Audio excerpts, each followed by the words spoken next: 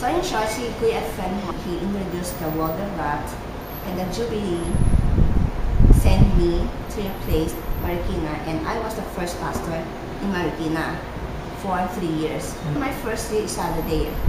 I went there for 1 full day for visitations from your place and then up to the Santo Niño with the 3 kids. The target point is that the front is tutoring.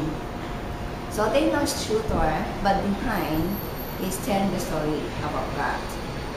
So I stayed there Saturday and Sunday overnight. At that time, at that moment, I felt for MPA, no permanent address. Because my place where I stay is something na anywhere I can stay, ganon. So I with Julie, right? With Julie, so that is unforgettable experience that I have is our first Sunday. First Sunday natin sa bahay ni Kuya Friends. And then on the 3rd year is our first DBBS in that school, public school. So hindi namin ma-imagine that the delegates joined that DBBS is more than 150 to 120 students joined the DBBS. Actually, rain or shine, nandun ako sa Marikina. Nakita ko yung flight, yung baha ninyo. And then, we have the encounter of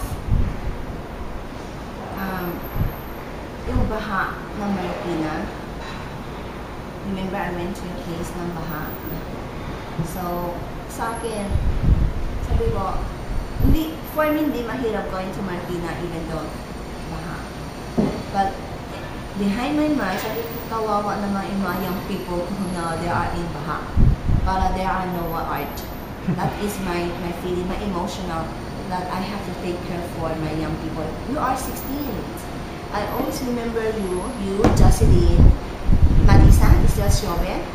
Melin, and your younger brother. And the other one is Carol, and the Shobe, and the Judy. And the other one, namely Mr. Tanda 3, si Judy, and then the young brother, and then Ramon's brothers and other, and then Kuya Efren, the younger son, si Carol Chua, yung ganun. So you are 16 young people who was with me. I don't think that is a trial. I think that is a challenge for me. Kasi nga, I believe God provides, and God opened the door for the Jubilee in Marikina to have the gospel for you guys. Yeah, but I thank God that Jubilee Marikina is 28 anniversary na. That's very good. Si Janie Go, she handled her church, and then nung mawala siya, there was a 1 year na vacant. Nandun yung mga difficulties, syempre walang mag-handle, but very coordinated naman sa main. Sila yung nagsasabi rin sa amin, and then attend ako ng meeting doon, tapos to let them know yung mga kung ano yung mga pangangailangan namin. But God is very faithful within that time, kasi nag-rise up rin nagkaroon ng coordination between the members, yung mga leaders rin, na although mga bata pa, no, sama-sama kami gumawa camps, yung speaker, yung ganyan, yung nag-handle ng Sunday school, magkakasama kami lahat. And then after that, I think that would be the faithfulness of God, no? Kahit walang iba na nandun, but still His hand was on it, no, na ano siya to, syempre siya yung pinagsiserve, and He wanted us to be triumphant sa kanyang mission sa Marikina Jubilee. And then afterwards, we're very glad to hear na coming from the States, no, kagagraduate ni Pastor M with his father, si Reverend siya.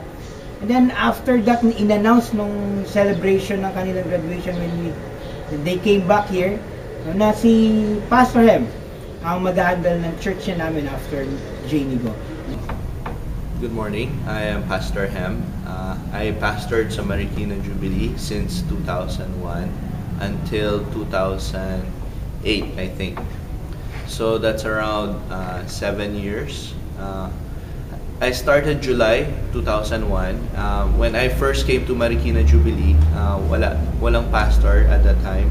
So, puro lay leaders, and the lay leaders were really excited to see me because they don't have a pastor. So ako naman excited rin ako to see them. So that was the first few wonderful memories with Marikina Jubilee. And maganda yung worship time always sa Marikina. As I remember back in 2001, as we are worshiping the Lord every Sunday, maganda yung experience doon through the singing, through the message, through the sharing, through the prayer time. Maganda yung samahan. And also, I noticed na lahat, karamihan sa amin ay youth. Kasama po ako doon na youth pa. Pero ngayon, syempre hindi na ako youth. Tumanda na rin, mayroon na rin gray hair sa ilong ko. so maraming jokes, maraming times na yung meeting namin during those times napakahaba kasi ang daming jokes. Umabot yung meeting namin ng 3 hours dahil lang sa jokes. So may pros and cons yun. Kasi syempre pag puro jokes naman, syempre pag may na-decide, hindi nagagawa yun. So, tawa lang kami ng tawa. So, sobrang saya ng fellowship. But of course, like all churches, mayroon naman struggles ang Marikina Jubilee. Like, hindi magkasundo, or maybe times na, kunwari, ito yung pinag-usapan sa meeting, pero iba naman yung gagawin. So, may mga inconsistency, I think, through the past year. Pero may mga triumphs rin, which is very important sa life ng church, which are, of course, the anniversaries, the retreats, at saka yung small groups. Kasi yung nabuo yung small groups, I think yun yung pinaka-triumph ng Marikina Jubilee, which is to hold each other accountable. Mahirap kasi buuin yung small group, especially as young as we are so adventurous. So we would go to different places and explore and meet new people. And ang nangyari, nawawala yung fellowship. Kasi ganun yung trend ng youth, which is we want to get to know the world. Pero again, Marikina is always in the hearts of our youth. Hindi nakakalimutan yun. So ngayon, maganda yung balita na we are into small groups and be able to move forward for the kingdom of God. So I think yun yung triumph as leaders ng Marikina. Nag-mature na rin. Dati puro joke. Pero ngayon meron pa ring joke, pero meron ng seriousness na mag-grow at saka mag-disciple ng other people. Thank you.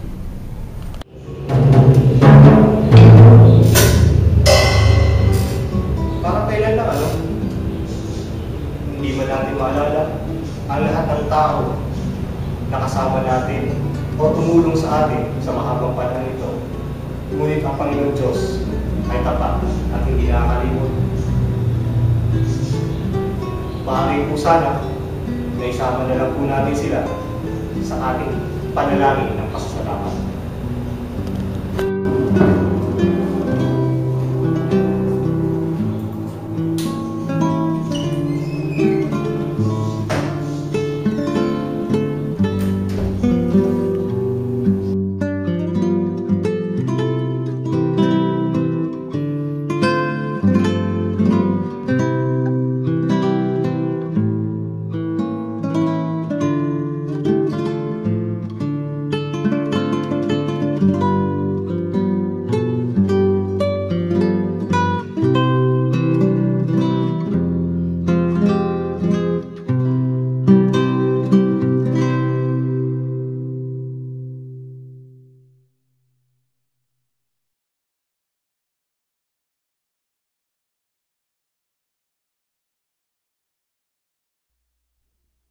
So I believe after 20th anniversary, we'll continue on to grow.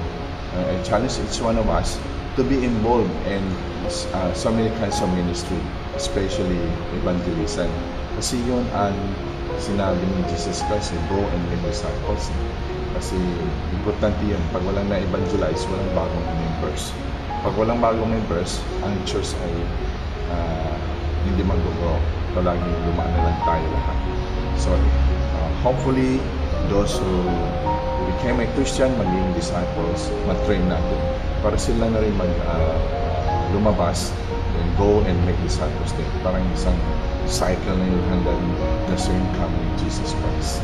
And I believe Marikina Jubilee will continue on to grow into maturity, continue on to touch lives, marinig lang natin maraming mga transformed lives, transformation sa mga buhay ng mga maraming tao sa paligid ng Marikina.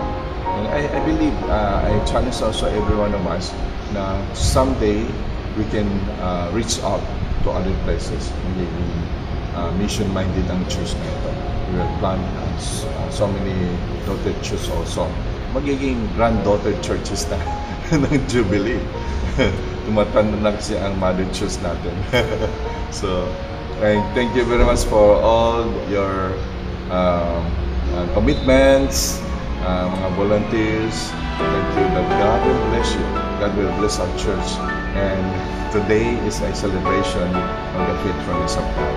And how many years pa bago dumating ang Panginoon sa second coming niya, hindi natin alam mo. Just be faithful and continue on and fulfill the Great Commission. And someday, we will bring so many souls to the Lord. Pagdating na sa heaven, bawat isa sa atin, isasabi ni Lord Jesus Christ, you good and faithful servant. So, sana yan ang marinig natin kay Jesus Christ pagdating na sa heaven. Thank you and congratulations.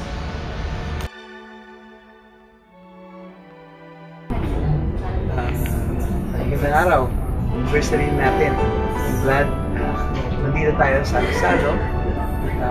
Masaya tayo. Well, ano ang ating in-expect for the next few years or 10 years from now? Ganun pa rin, aasa tayo sa Panginoon. And we will try to pray and give everything. As He has been guiding us these 3 years, I pray that He will also be guiding us for the next 10 years. Happy anniversary!